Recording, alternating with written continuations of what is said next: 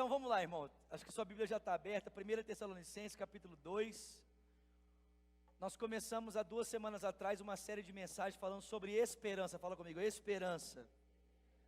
Esperança. Muito importante para nós, amém, irmãos? No momento que nós estamos vivendo no nosso país, nós precisamos muito nos lembrar dessa virtude cristã, amém? Eu disse para os irmãos há 2 semanas atrás que existem pelo menos 3 virtudes básicas que compõem a vida de todo cristão. Precisam compor. É lógico que elas podem ser aprimoradas no decorrer da nossa vida cristã, mas elas precisam estar em nós. Nós chamamos de virtudes teologais, que é a fé, a esperança e o amor. O apóstolo Paulo fala sobre isso em 1 Coríntios 13:13. Agora permanecem 3 coisas: a fé, a esperança e o amor, e a maior delas é o amor. É verdade que com o decorrer da vida cristã nós vamos desenvolvendo essas virtudes. Eu não estou falando aqui do amor comum, amém? Não estou falando aqui do amor filos, do amor entre pessoas, né, entre amigos. Também não estou falando do amor eros aqui, estou falando do amor ágape, amém? É esse tipo de amor que nós estamos falando, que só Deus pode colocar no coração do ser humano. Só Deus pode fazer o ser humano experimentar desse amor do tipo abnegado, que só o próprio Deus possui. Eu também estou falando de fé, não estou falando de assentimento mental, não estou falando de pensamento positivo. Porque assentimento mental, né, vai dar certo, vai dar certo, vai dar certo, vai dar certo, vai dar certo. Isso não é fé, irmãos.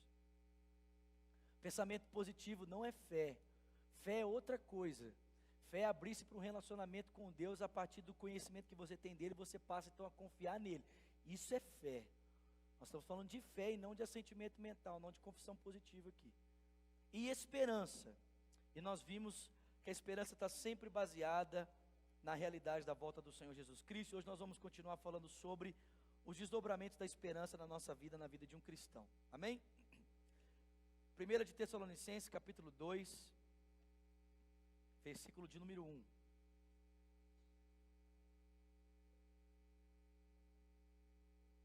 O texto diz: Efésios, Filipenses, Colossenses, 1 de Tessalonicenses. O texto diz assim: Irmãos, vocês mesmos sabem que a visita que lhes fizemos não foi inútil. Apesar de termos sido maltratados e insultados em Filipos, como vocês sabem, com a ajuda de nosso Deus tivemos coragem de anunciar-lhes o Evangelho de Deus em meio a muita luta. Porque a nossa exortação não tem origem no erro, nem em motivos impuros, nem temos a intenção de enganá-los. Ao contrário, como homens aprovados por Deus para nos confiar o Evangelho, não falamos para agradar pessoas, mas a Deus que prova o nosso coração. Vocês bem sabem que a nossa palavra nunca foi de bajulação, nem de pretexto para a ganância. Deus é testemunha. Nem buscamos o reconhecimento humano que é de vocês e que é de outras pessoas.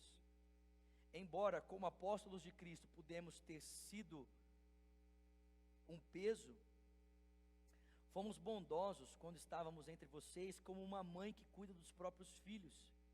Sentindo assim tanta afeição por vocês, decidimos dar-lhes não somente o Evangelho de Deus, mas também a nossa própria vida, porque vocês se tornaram muito amados por nós. Irmãos, certamente vocês se lembram do nosso trabalho esgotante e da nossa fadiga. Trabalhamos noite e dia para não sermos pesados a ninguém, enquanto lhes pregávamos o Evangelho de Deus. Tanto vocês como Deus são testemunhas de que nos portamos de maneira santa, justa e irrepreensível entre vocês, os que creem. Porque vocês sabem que tratamos cada um como um pai trata os seus filhos, exortando, consolando e dando testemunho para que vocês vivam de maneira digna de Deus, que os chamou para o seu reino e glória. Também agradecemos a Deus, sem cessar o fato de que ao receberem de nossa parte a palavra de Deus, vocês a aceitaram, não como palavra de homens, mas conforme ela verdadeiramente é, como palavra de Deus, que atua com eficácia em vocês, os que creem. Amém? Senhor, fala conosco nessa noite. Nós queremos ouvir a Tua voz, queremos aprender do Senhor, Pai, nessa noite. ensina-nos, ó Deus, a tua palavra. Inclina, Senhor, os nossos olhos, os nossos ouvidos, a nossa mente, a nossa razão, ó Deus, tudo que há em nós, em direção à tua palavra, Senhor.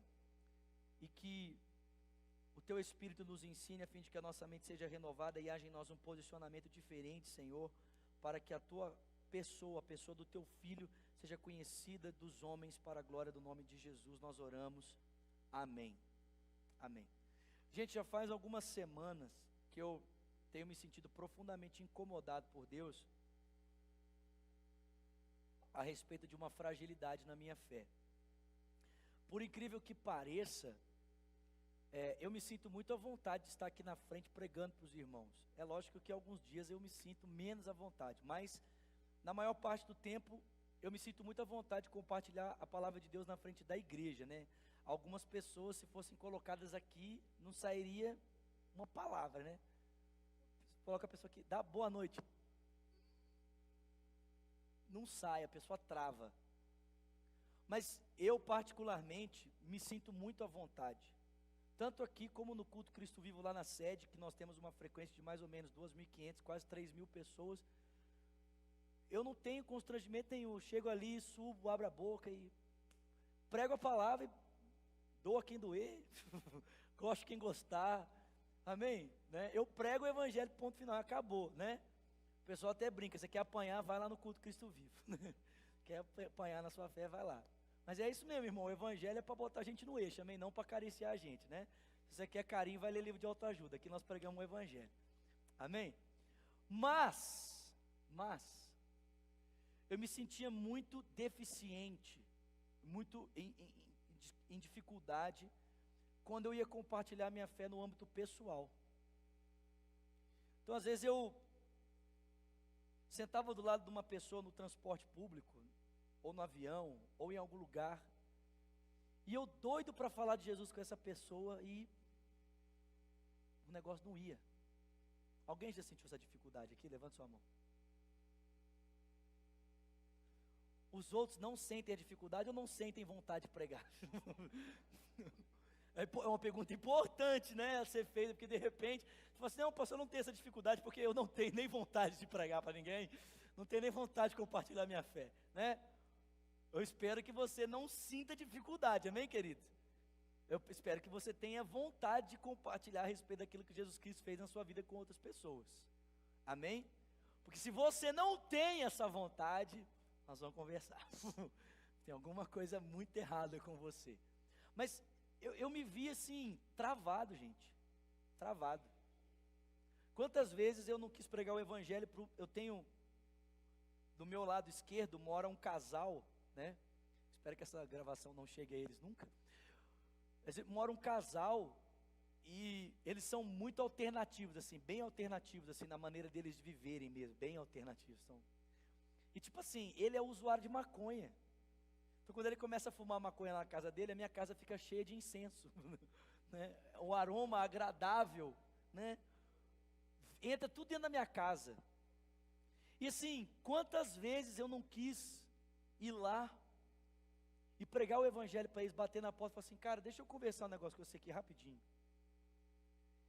E eu ficava travado. O máximo que eu consegui fazer foi entregar um CD meu de presente para eles. Falei assim, ó, não sei se você sabe, mas ele é músico, né? Eu falei assim, você é músico, eu também sou músico, eu canto e tal, tem até CD gravado, então eu vou te dar um CD meu aqui, dei o CD para ele. Mas eu fiquei assim, velho, tipo, dá um CD? Aí você fala assim, pastor, você nunca fez evangelismo lá no seu prédio?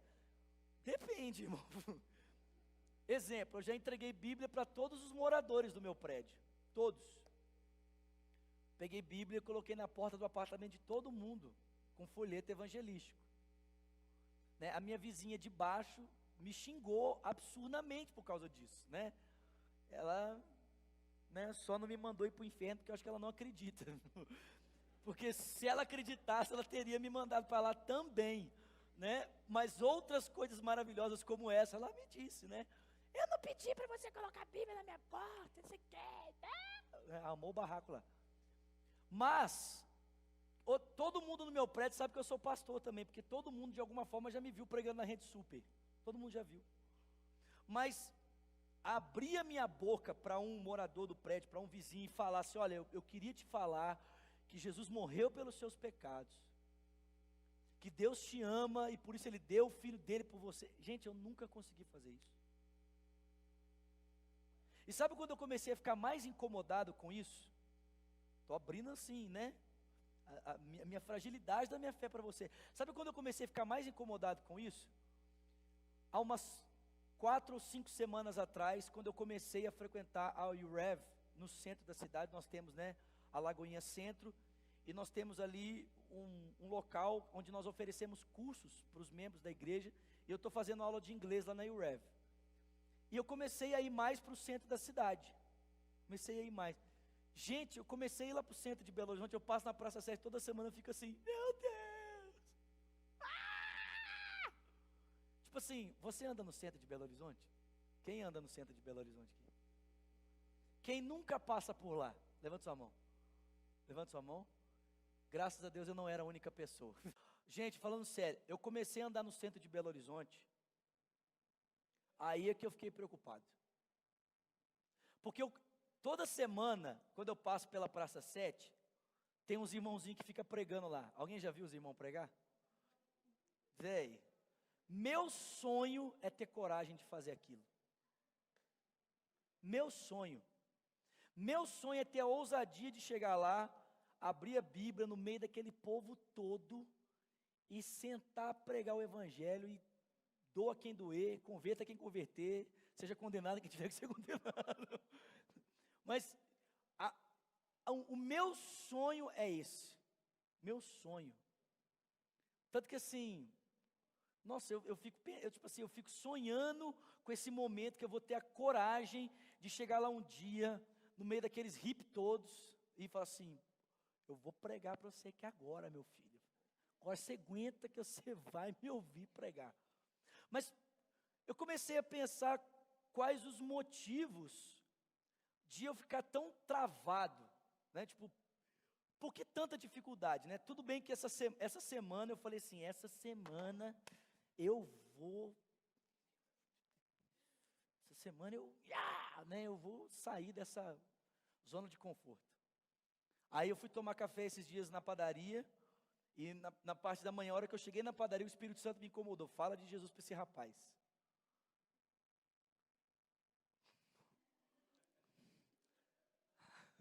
Aí eu, assim na lata, Senhor, assim, tipo, é assim na lata. Aí eu, beleza, vou lá. Aí na hora que eu estava chegando perto, aí uma pessoa foi ser atendida, a outra, aí eu falei assim: tá vendo, Senhor, agora não vai dar. E eu ia saindo de fininho, eu parei e falei assim: não, eu vou esperar todo mundo sair e eu vou falar de Jesus com ele. Eu esperei as pessoas serem atendidas, e quando ele ficou sozinho, eu fui lá e falei assim: aqui, eu queria te falar um negócio. Aí ele ficou olhando para mim assim, né, tipo, esperando assim: vai me xingar, vai reclamar do atendimento. Ele ficou esperando qualquer coisa. Eu peguei, olhei dentro do olho dele e falei assim: eu quero dizer que Deus te ama, e o Filho dele, Jesus Cristo, morreu para que você seja perdoado dos seus pecados. Ele ficou olhando para mim assim, gente, eu achei que ele ia me xingar. Eu falei: vai me xingar. Ele vai me xingar. Sério. Ele ficou olhando para mim assim e falou assim: amém, cara, obrigado, obrigado. Aí eu, yes, né? Na hora do almoço, me deu uma vontade de comer um McDonald's. Eu falei assim: vou almoçar no McDonald's. Cheguei no McDonald's da Floresta, irmão, nunca vá lá. Pior atendimento dessa cidade está lá naquele McDonald's, né? Por favor, não publiquem isso, faz a edição, valeu, Clara, faz a edição, né? Faz a edição dessa parte do McDonald's para não ser processado, né? Porque a última vez que eu falei do Extra, o pessoal falou comigo: você vai ser processado, velho. Eu falei mal do atendimento do Extra na Rede Super. O pessoal falou comigo: velho, você vai ser processado, velho. Cuidado. Eu nem pensei que poderia rolar processo por causa disso. Então, edita essa parte depois. Aí eu estava lá, gente, e o povo estava atendendo mal. Assim. Nossa, eu estava com muita raiva, velho. Mas eu respirei fundo, Falei assim, Jesus, dá graça ao teu servo, Senhor, porque se o Senhor me der força, eu vou matar todo mundo aqui, né? E aí, na hora que a moça que estava me atendendo, colocando meu pedido assim, graciosamente, só que nunca, né? Ela terminou de colocar o meu pedido, eu chamei ela no canto, eu peguei na mão dela assim, falei assim, minha filha, deixa eu te falar um negócio. Ela já ficou assustada que eu peguei na mão dela, tipo assim, ela ficou assim, né? Porque, gente, nós vivemos num mundo em que, se você encostar em alguém, tipo assim, né? A casa vai cair. Eu peguei na mão, eu falei assim, Deus te ama, minha filha. E Ele te ama tanto que o filho dele morreu para perdão dos seus pecados. Ô, gente, eu estava demais esse dia. Preguei o evangelho para a cidade inteira quase. Mas eu comecei a pensar, tipo assim, quais os motivos, por que eu estou com tanta dificuldade, né, de expor a minha fé? Por que eu tenho tanta dificuldade de repente, abrir a minha boca e pregar o evangelho para outras pessoas?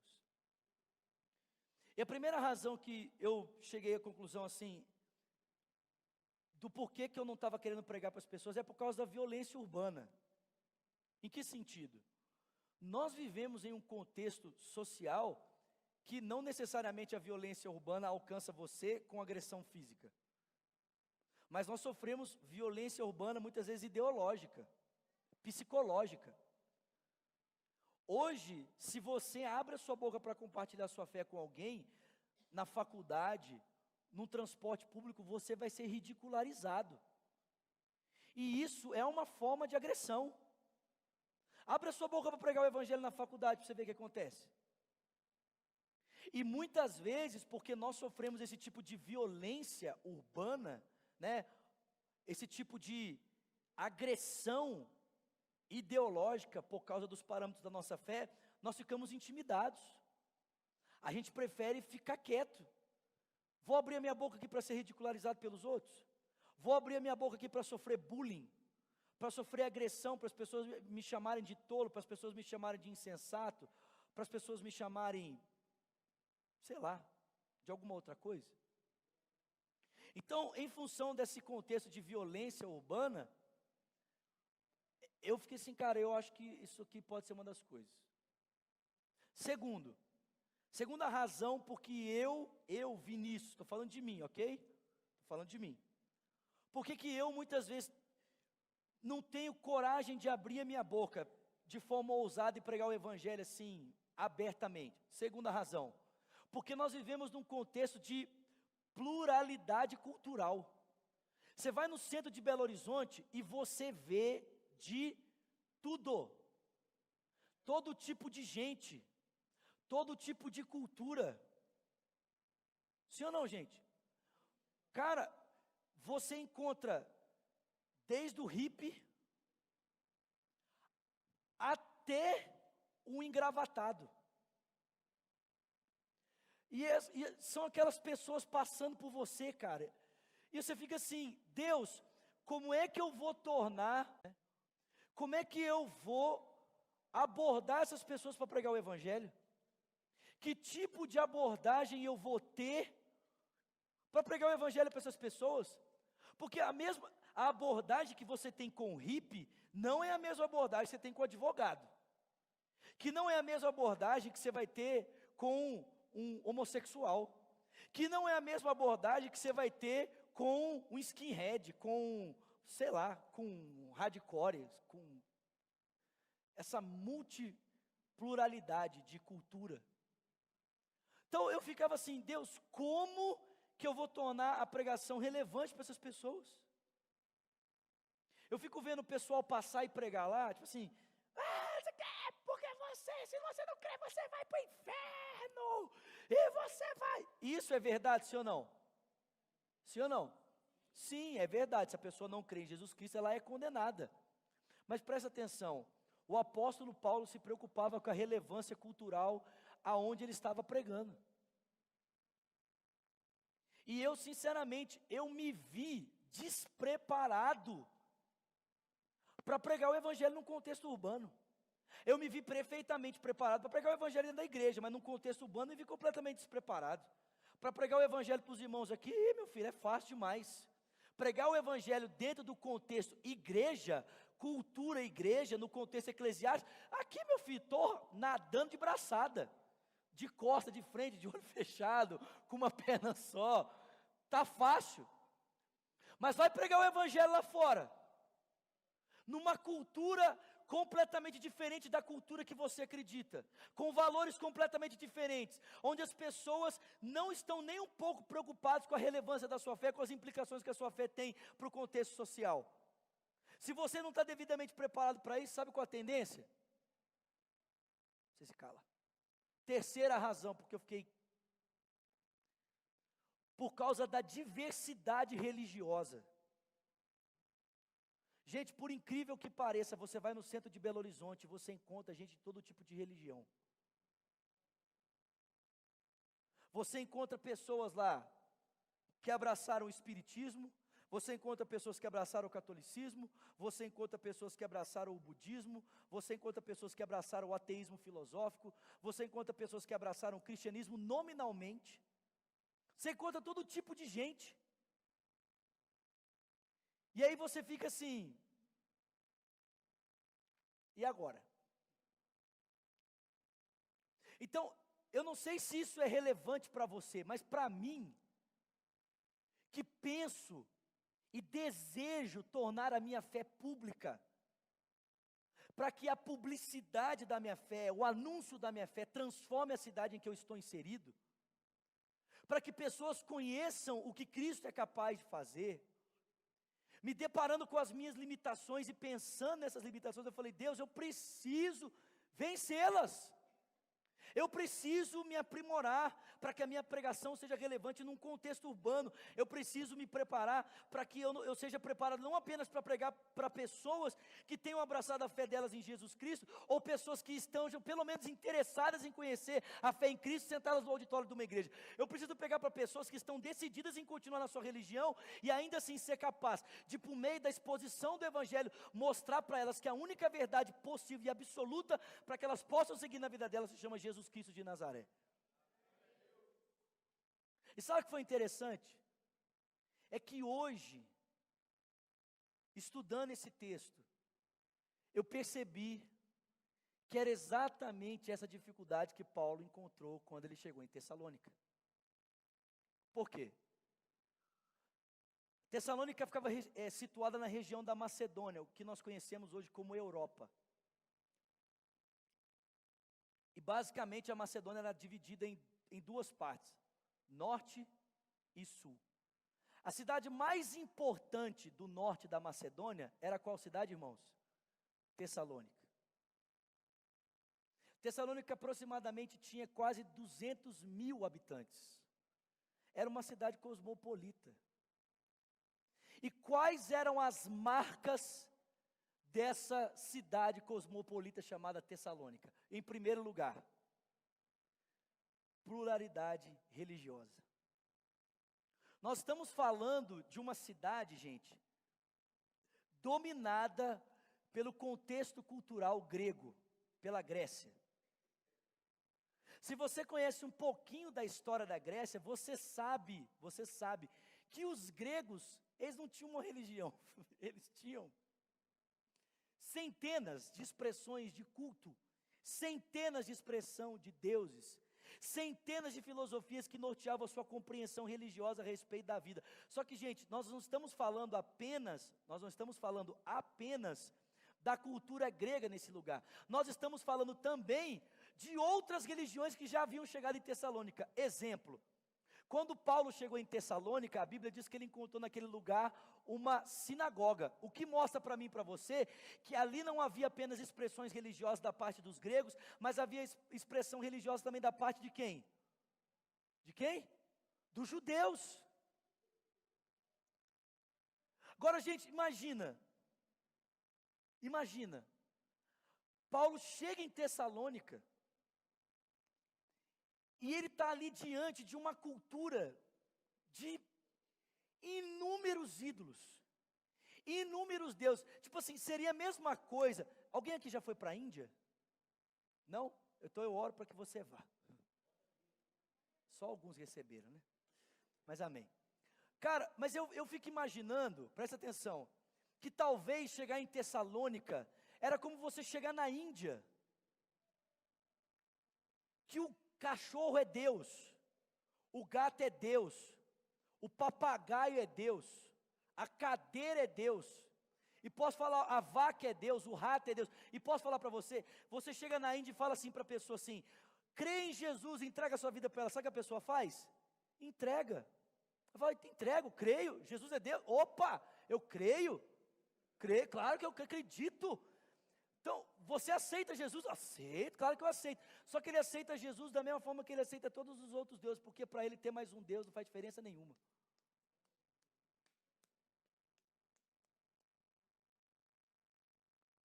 Só que Paulo não encontrou apenas essa pluralidade religiosa por causa do aspecto grego. Ele encontrou pluralidade religiosa porque havia expressões de outras religiões ali, gente. O judaísmo já havia chegado ali. E outras crenças e outras formas de pensarem os deuses já haviam chegado ali. Isso poderia de alguma forma ter parado o apóstolo Paulo no seu contexto de pregação, sim ou não? Se ele fosse como eu e você, talvez. Mas ele não era que nem a gente. O Paulo era bruto. Segunda dificuldade que Paulo encontrou, chegando em Tessalônica, uma multi-expressão cultural. Gente, em Tessalônica tinha gente de tudo quanto é tipo, de tudo quanto é jeito. Paulo poderia ter se sentido intimidado por causa disso? Gente, assim como acontece hoje no Brasil e nos grandes centros urbanos do mundo, que você, gente, eu posso falar para você, a gente acha que o Brasil é plural, é que a gente não foi para outros países ainda. Exemplo, quando você vai para Nova York, você descobre que o Brasil não é plural, querido. Quando você chega em Nova York, você fica assim. Quando você vai para a Inglaterra, você chega em Londres, você vê que o Brasil não é multicultural. Você chega em Londres, cara, você fica assim. Tem gente de tudo quanto é país naquele lugar. Tem gente falando tudo quanto é tipo de idioma naquele lugar. Gente, Tessalônica era mais ou menos assim. Um lugar que tinha gente de tudo quanto é tipo, de tudo quanto é canto, de tudo quanto é lugar. Pessoas falando o seu idioma, vivendo a sua cultura, vivendo a sua realidade. Paulo chega naquele lugar, num contexto urbano, de pluralidade cultural, em que cada um vivia dentro da sua realidade, da sua cultura, para pregar o evangelho ali. Isso poderia de alguma forma ter comprometido a pregação do evangelho, sim ou não, irmãos? Sim ou não? Você se sentiria intimidado diante de uma realidade como essa? Terceiro, Paulo não conhecia Tessalônica, nunca tinha estado lá. Como é que você se porta quando você chega numa cidade que você nunca esteve lá? Confiante? Sim ou não? Que você não conhece as pessoas, é assim que você se porta? Uhul! Cheguei! Estamos aqui! Uhul! É assim que você se porta, sim ou não? Meu irmão, presta atenção. Paulo estava ali para pregar o evangelho para gente que ele nunca tinha visto na vida dele. Para um povo que ele nunca tinha visto, para uma cidade que ele nunca tinha ido, meu irmão. As pessoas não estavam interessadas em ouvir o que Paulo tinha a dizer. Sabe por quê? Porque em Tessalônica o pessoal estava cansado de ouvir esses pregadores que viviam para um lado e para o outro pregando, conversando, contando as suas filosofias, contando as suas religiões. Tessalônica estava acumulada, aglomerado de gente assim.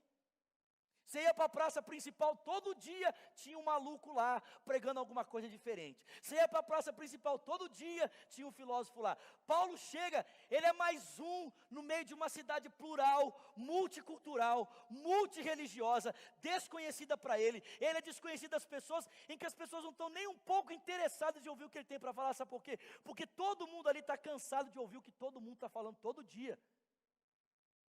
E por último, Paulo indo para Tessalônica, foi vítima de violência urbana e foi lesado nos seus direitos civis.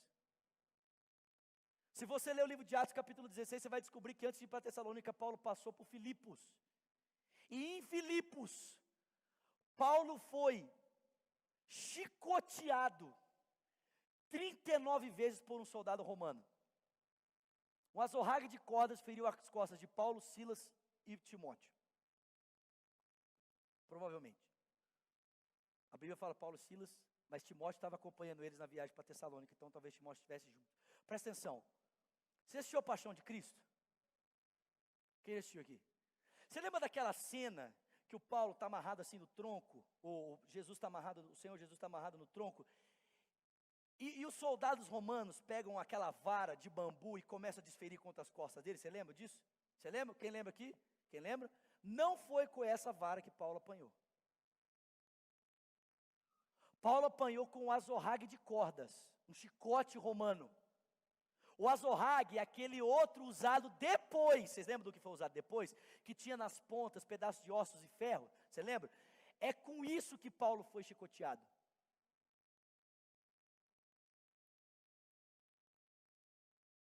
Então, será que Paulo ainda estava com as costas abertas? Sim ou não? Será que ele ainda estava sentindo a dor das feridas? Sim ou não? Meu irmão, ele foi violado no seu direito. Ele tinha, como cidadão romano, o direito de ir e vir. O pessoal invalidou o direito dele e desferiu contra ele violência. Quando o pessoal descobriu que Paulo era um cidadão romano e que o direito dele de romano tinha sido violado, o pessoal ficou desesperado. Presta atenção, querido, para ir pregar o evangelho em Tessalônica, Paulo foi lesado no seu direito civil, Paulo foi lesado pela violência. Você teria continuado a missão? Você entra para pregar o evangelho numa cidade. O pessoal da cidade te recebe muito bem. Querido, chicotada para você. Te prendem indevidamente. Você continuaria pregando, sim ou não? Você continuaria pregando, querido? Fala a verdade, irmão. Gente, vamos ser realistas, irmão. Às vezes nós passamos por muito menos e nós já desanimamos. Às vezes porque, Senhor, o Senhor permitiu baterem no meu carro. Ai, Senhor, que raiva. Não vou jejuar mais essa semana. Nós somos assim. Às vezes nós somos lesados minimamente na nossa vida. E a gente deixa que essas pequenas coisinhas já alterem de alguma forma a perspectiva da nossa fé. Mas presta atenção, querido. O texto que nós acabamos de ler nessa noite mostra que nenhum desses obstáculos, nenhum desses desafios impediu Paulo de ser uma testemunha fiel de Jesus Cristo naquela cidade. Você pode dar uma glória a Deus? O que eu quero dizer com isso? É que eu e você não precisamos de ser impedidos de testemunharmos de Cristo na nossa cidade também.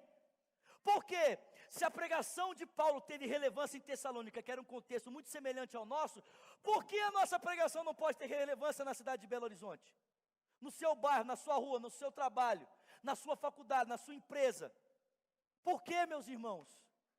Ela pode, amém, querido? Você crê nisso? Ela pode. De que forma? De que forma Paulo se tornou assim, esse instrumento de Deus para a proclamação do evangelho em Tessalônica? Em primeiro lugar, olha para mim, olha comigo para o texto. Olha o que o texto diz.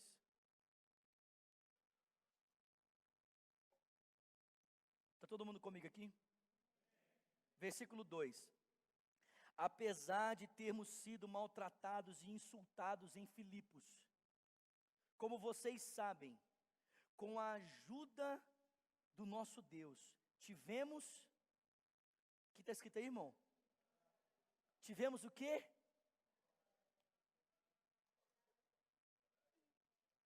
Coragem, confiança, quem tem outra palavra? Ousadia. Fala comigo, coragem. Mais uma vez. Segundo. Vamos lá? Vamos lá? Coragem, confiança, ousadia. Diga para quem está do seu lado: coragem, confiança, ousadia. Diga para uma outra pessoa: coragem, confiança, ousadia. Chacoalha ela, diga para ela: coragem, confiança, ousadia. Ô gente, olha só, não tem como falar essa palavra e não lembrar de Josué 1,6. Ser forte e corajoso. Agora, escuta isso aqui. Porque não necessariamente quem é forte é corajoso, querido. Porque sabe o que é força? Força é capacidade para, e coragem é a ousadia de fazer. Tem muita gente que tem força, mas não tem coragem. O cara tem a capacidade, ele tem a potência, tem a força, mas ele não tem coragem, ele não tem a ousadia. Deus não disse para Josué apenas ser forte, Deus disse para ele: seja corajoso, seja ousado. Porque não basta apenas você ter a consciência da potência que você tem em mim. Não basta apenas você ter consciência da potência do que você é capaz de fazer. Não, é necessário ousadia para colocar a força em atividade. É necessário coragem para colocar a competência da força, da potência em execução, querido. Execução. Agora, de onde veio a ousadia de Paulo? Se você não sabe, eu sei, vou te dizer. Presta atenção. Escuta aqui, a ousadia, a coragem, a intrepidez de Paulo não veio da sua desenvoltura, da sua capacidade intelectual, não veio da sua habilidade, da sua oratória, da sua eloquência, da sua vestimenta adequada ou não. O texto diz que a coragem e a ousadia de Paulo veio de quem, irmãos? Veio de Deus, querido. A ousadia de Paulo veio de quem, irmãos? Veio do Senhor. Vamos dizer glória a Deus? De que forma? De que forma? De que forma Deus concedeu a Paulo a ousadia? Primeiro, Deus deu para Paulo a mensagem. Diga comigo: Deus deu para Paulo a mensagem. Mais uma vez. Meu irmão, por experiência própria, deixa eu dizer uma coisa para você. Quando eu estou aqui em cima, querido, e Deus me deu a palavra, meu irmão, pode sentar o Barack Obama aí, eu atropelo ele. Meu irmão, se eu tenho certeza de que eu estou falando e é Deus que está falando por meu intermédio aqui, meu filho, você pode levantar que eu atropelo você. Se eu tenho certeza absoluta de que Deus está comigo aqui, mas se eu subo aqui, contando com a minha intelectualidade apenas, contando com a minha oratória apenas, com a minha capacidade apenas, se você espirrar aí, eu já estou fugindo. Se você cochichar do lado, eu já penso assim: ai, os irmãos não estão gostando da pregação. Meu irmão, se eu estou pregando aqui, eu sei que Deus está comigo, você pode dormir, você pode rolar, você pode me xingar, você pode falar: está horrível. Eu vou continuar pregando do mesmo jeito, porque eu sei que Deus está falando.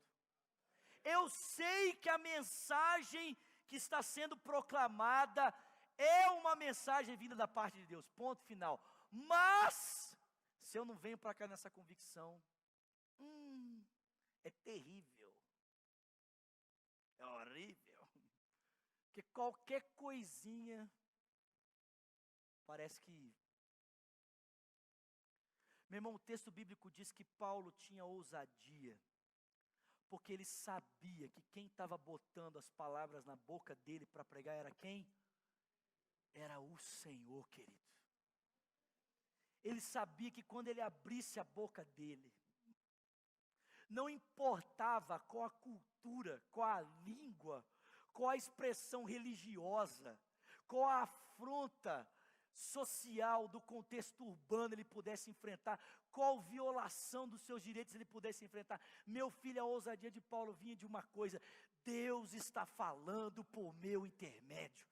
Deus está falando por meu intermédio. Quando eu abro a minha boca, não é a minha fala que está sendo proclamada, é a voz de Deus que está sendo proclamada através de mim, é a palavra de Deus que está sendo proclamada através de mim, é a mensagem de Deus que está sendo falada através de mim. E por essa razão, não importava se os judaizantes se opunham a Paulo, se ele sofria a violência no contexto urbano, não importava se naquela cidade existiam inúmeros pregadores, vários filósofos, várias pessoas de expressões religiosas diferentes que estavam enchendo a cabeça das pessoas de um monte de coisa. Paulo se levantou e falou assim: quando eu começar a falar a mensagem aqui, a luz do evangelho vai brilhar, as trevas serão dissipadas, o engano será dissolvido e as pessoas perceberão claramente que a mensagem que parte de mim, ela é vinda da parte de Deus. A ousadia de Paulo estava em que Deus havia dado a ele a palavra. A palavra. A palavra. Meu irmão, nós precisamos dessa ousadia. Sim ou não, querido? Nós precisamos, meu irmão. Presta atenção, meu irmão, quando você abrir a sua boca e você souber que já não é mais você, querido, aí a coisa muda. Coisa muda. Porque enquanto você está ali, né, achando que é você está muito. Mas, meu irmão, quando o Espírito de Deus começa a encher a sua boca, eu não estou dizendo aqui com isso que você não deve se preparar. Pelo contrário, irmão, eu estou decidido, eu vou estudar mais ainda, né? Eu já tenho um problema de estudar, agora eu vou arrumar um outro problema, vou estudar mais ainda, para que eu esteja devidamente preparado para o contexto urbano em que eu estou inserido. Mas presta atenção, querido, o que dá ousadia à pregação, não é o que você sabe, é a palavra de Deus na sua boca. É quando você sabe, querido, que Deus está falando por seu intermédio. A gente lê o Antigo Testamento, e a gente, tipo assim, cara, os profetas eram sinistros, irmão. Imagina o cara chegar diante do rei, a maior autoridade da nação, e falar para ele assim: meu filho, ou você se arrepende, ou você vai morrer. Meu irmão, tem que ter muita coragem para fazer um negócio desse. Você tem que ter muita ousadia para chegar para alguém e falar assim: olha, Deus mandou te falar, ou você se arrepende, ou você vai morrer, querido. Mas sabe por que eles faziam isso? Sabe por que eles não se importavam? Porque eles sabiam que a palavra não era a palavra deles, era a palavra de quem? Do Senhor. Do Senhor. Irmãos, Miqueias falou assim, um monte de profeta, Miqueias de um lado e um monte de profeta contra ele. Os profetas falaram: não pode subir para a guerra, vai dar tudo certo. Miqueias falou assim: se der tudo certo, pode voltar e me matar. Porque a palavra de Deus vai dar tudo errado, vocês vão tudo morrer na guerra. Ô irmão, isso é profecia. Isso é para, eu estou botando a minha vida à prova. Se essa... Obrigado, irmão. Se essa guerra for vencida,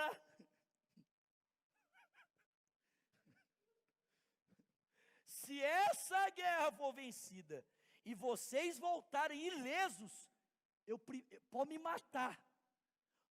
Me mata, porque eu vou ser falso profeta. Porque falso profeta do Antigo Testamento morria. O cara dava uma palavra, a palavra não se cumpria, o que acontecia? Morre. Era assim que tinha que acontecer hoje na igreja. A pessoa dá uma palavra errada, falsa profecia, tem que morrer na hora. Viu um raio, puf, morreu, tchau. Aí. Glória a Deus, menos um para atrapalhar a cabeça dos outros, né? Presta atenção, querido, presta atenção. Miqueias falou assim: se vocês voltarem vivos da guerra, eu prefiro a morte. Sabe o que aconteceu? Morreu todo mundo e os falsos profetas. E o Miqueias ficou vivo. Irmãos, é essa ousadia que nós precisamos. A palavra de Deus precisa ser pregada através de nós. Amém? Mas a ousadia de Paulo não vinha apenas porque ele sabia que a palavra de Deus estava sendo falada através dele. Paulo sabia, irmãos, que Deus já o havia aprovado. Olha o que o texto diz aqui para mim e para você. Continue lendo. Verso 3 diz: por nossa exortação, pois a nossa exortação não tem origem no erro, nem em motivos impuros. Não temos a intenção de enganá-los, ao contrário, como homens aprovados, por quem, irmãos? Por Deus. Olha só, preste atenção. Quando alguém não tem certeza de que Deus o aprovou, ele pode cair na cilada de pregar o evangelho por motivos impuros. Ele pode correr o risco de pregar o evangelho com a intenção de enganar as pessoas. Ele pode correr o risco de pregar uma mensagem para agradar as pessoas. Por quê? Porque o que dá segurança ao pregador, o que nos dá segurança para abrirmos a nossa boca e falarmos o que Deus está falando e não o que as pessoas querem ouvir, é a certeza de que nós já fomos aprovados por Deus, de que nós não precisamos da aprovação dos homens, de que nós não precisamos da aceitação dos homens, nós não precisamos do aplauso dos homens. Meu irmão, deixa eu dizer uma coisa para você: quando o pregador que está aqui em cima sabe que está sendo usado por Deus e que Deus já o aprovou para o desenvolvimento, para o cumprimento da sua missão, pouco importa para ele a sua impressão, o seu pensamento a respeito da pregação dele. Não importa, querido, desculpa, mas não importa mesmo. Não importa. Sabe por quê? Porque quando ele sai de casa, ele já sabe que foi aprovado por Deus. O que é a pregação do auditório diante da pregação da aprovação de Deus? O que é a aprovação dos homens perto da aprovação de Deus, irmão? O que é? Não é nada, querido. Não é nada.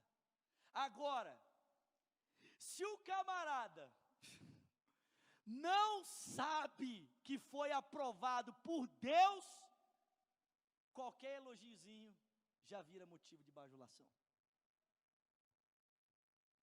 Ou nós ficamos comprometendo a mensagem para agradar as pessoas. Sabe qual é o problema de nós não termos a palavra de Deus e não termos a ousadia de Deus para pregar? É que a gente pode ir para um contexto urbano como esse e tentar de alguma forma diminuir, tornar líquido demais a pregação do evangelho, para que as pessoas de alguma forma sejam atraídas por ele. Dizer para as pessoas que Jesus é um Jesus milagreiro. Mas deixa eu dizer uma coisa para você: o evangelho não tem que ser diluído, ele tem que ser pregado na autoridade do Espírito, de forma contextualizada, aprovado por Deus, o homem que sabe que está por ele sendo usado, a fim de que o coração das pessoas seja profundamente impactado pela pregação do evangelho.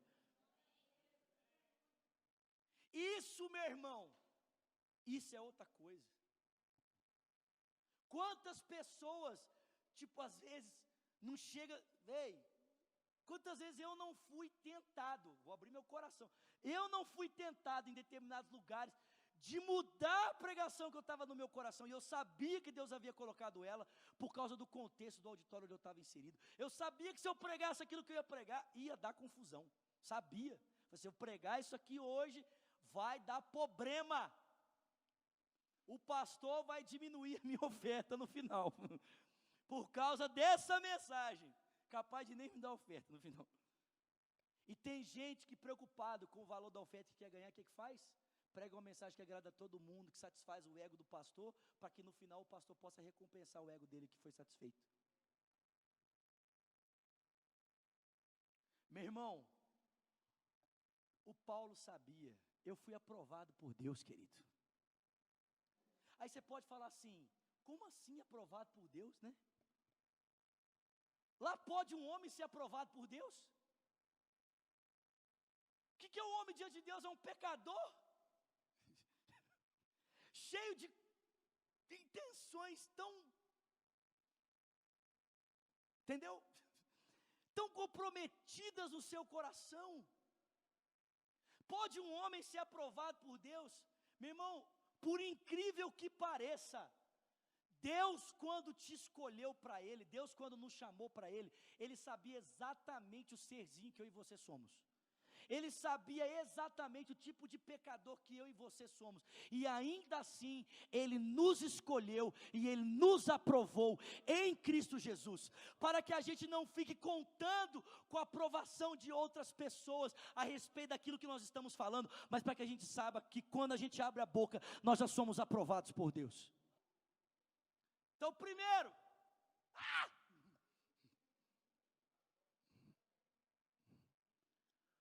o Senhor deu para Paulo ousadia. Camarada ficou que nem um leão, irmão. Naquela cidadezinha ali. Gente, depois você lê a história de Tessalônica. Presta atenção. A Bíblia diz que Paulo ficou ali pouquíssimo tempo, provavelmente 3 semanas. 3 semanas Paulo ficou ali. Gente, escuta isso aí, vocês estão comigo aqui? Era tanta ousadia e poder, que em 3 semanas, gente, rompeu um avivamento na cidade, o pessoal começou a largar os ídolos para seguir a Deus, o negócio fritou lá, irmãos, fritou, o trem ferveu, o Paulo estava cheio do Espírito Santo, amém? Recebereis poder, ao descer sobre vós o meu Espírito. Mas Paulo não estava apenas ousado, porque Deus havia dado a ele a palavra, ele não estava ousado apenas, porque ele sabia que o Senhor o havia aprovado para aquela missão. Segunda razão porque Paulo se sentia ousado, porque Paulo não teve medo, timidez de pregar o evangelho naquele lugar. O texto bíblico diz que Paulo adotou para ele, presta atenção, escuta isso, eu vou encerrar. Paulo adotou, ele abraçou para ele uma ética de vida que comprometesse a conduta dos seus opositores.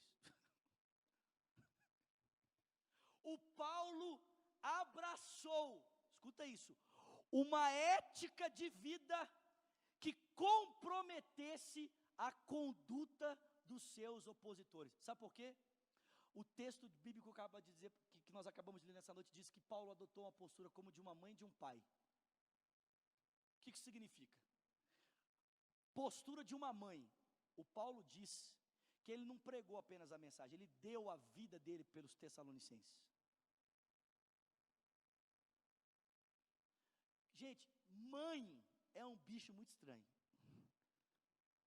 Porque mãe não poupa esforços para cuidar do filho, sim ou não? Mãe não poupa esforço. O Paulo diz que ele não apenas pregou para os Tessalonicenses, ele foi como uma mãe para eles. Agora, deixa eu te fazer uma pergunta. Você conseguiria amar alguém como uma mãe que você nunca viu na sua vida? Porque nós não estamos falando de que Paulo amou gente que cresceu com ele. Nós estamos falando de gente que Paulo amou e nunca tinha visto. Que Paulo se deu por pessoas que nunca tinha enxergado na vida dele antes. Isso é forte, irmão. Isso aqui é muito forte, irmão, sim ou não? Isso aqui é pesado, querido. Mas o texto não diz que Paulo apenas foi mãe, diz que Paulo também foi pai. De que forma? Olha o que o Paulo diz: eu exortei vocês para que vocês fossem apresentados perfeitos em Cristo. Se a mãe é aquela que faz de tudo para o filho, o pai é aquele que fala para o filho: vai crescer, menino, toma vergonha na sua cara, anda, sai desse mimimi com a sua mãe aí, rapaz, vamos, vai andar, sim ou não? Pai é assim. O Paulo não foi só mãe, o Paulo foi pai também. Falou: vocês têm que crescer. Exortou, encorajou eles, motivou-os. Porque presta atenção, ganhar alguém para Jesus é muito fácil, querido. Difícil é você continuar insistindo com essa pessoa para que ela alcance a maturidade em Cristo. O trabalho muitas vezes não é o trabalho de ganhar, o trabalho é de formar Cristo nas pessoas. Tem muita gente se gabando aí: eu ganho não sei quantas pessoas. Tá, beleza. E depois você faz o quê? Entrega eles para Cristo? Aí eu ganhei 50 mil pessoas esse ano. Tá, e quantos desses você foi pai deles? Trabalhando para que essas pessoas crescessem em Jesus Cristo. Estão comigo aqui? Estão comigo aqui? Gente, Paulo adotou uma postura, uma ética diferente dos seus opositores. Olha o que a Bíblia diz. O Paulo poderia ter cobrado, ele poderia ter sido sustentado por essa igreja, mas ele não foi pesado a esses irmãos. Antes o que ele fez? Ele trabalhou com as próprias mãos, para que ele pudesse sustentar a ele mesmo. Sabe como é que Paulo adotou uma ética diferente da dos seus opositores? Ele tratou o dinheiro diferente da forma como todo mundo estava tratando. Porque todo mundo ia para Tessalônica para ganhar dinheiro. Todo mundo ia para lá para pregar para ganhar dinheiro. Todo mundo ia para lá para pregar para de alguma forma fazer a vida deles. O Paulo chegou e falou assim: eu não vou tirar nada de ninguém aqui. Pelo contrário, vocês querem me ouvir? Eu ainda vou pagar para vocês me ouvirem. Quem vai me sustentar aqui sou eu. Quem vai fazer diferença aqui sou eu. E o texto bíblico diz que por causa dessa postura que Paulo teve em relação ao dinheiro,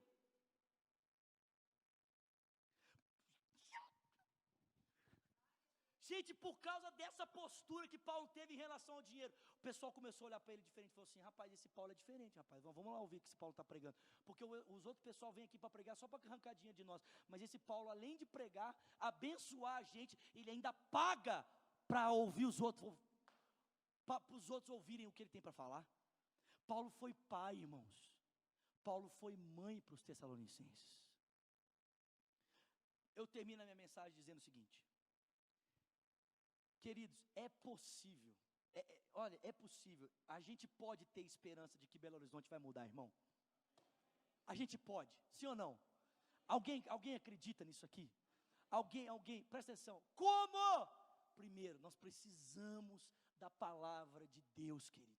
Você precisa entrar no seu quarto, fechar sua porta e orar, falar desesperadamente com Deus, falar assim: Deus, se o Senhor não me der a sua palavra, se o Senhor não botar a sua palavra na minha boca, quando eu abrir a minha boca vai ser a coisa mais furada desse mundo, porque a tua ousadia não vai estar comigo, o teu poder não vai estar comigo, Senhor, e em vez de glorificar o teu nome, eu vou envergonhar o teu nome. Mas se a tua palavra estiver na minha boca, Deus, pode colocar um gigante na minha frente, que eu passo por cima de todo mundo, porque a palavra do Senhor, ela é poderosa para cumprir o propósito para qual é designado. Segundo, Deus, eu preciso saber que eu sou aprovado pelo Senhor. E terceiro, adota uma ética diferente da ética dos seus opositores. E pode dizer uma coisa para você, meu irmão: se tem um trem nesse Brasil que incomoda as pessoas, é o tal do negócio chamado dinheiro. Quando as pessoas virem que nós cristãos estamos mais interessados em nos doar por Cristo do que tentar conseguir de Cristo aquilo que a gente quer, as pessoas vão pensar Cristo de forma diferente.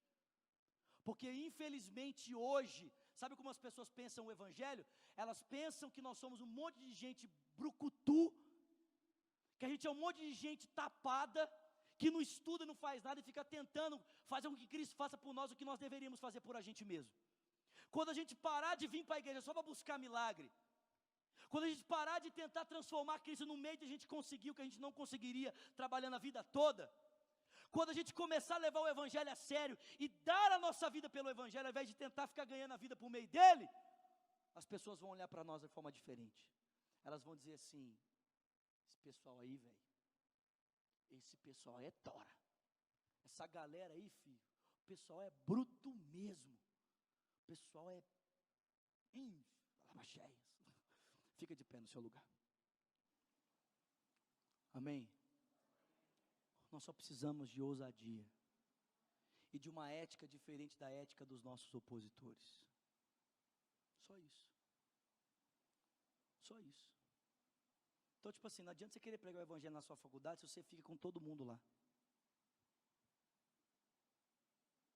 Não adianta. Se você não dá testemunho.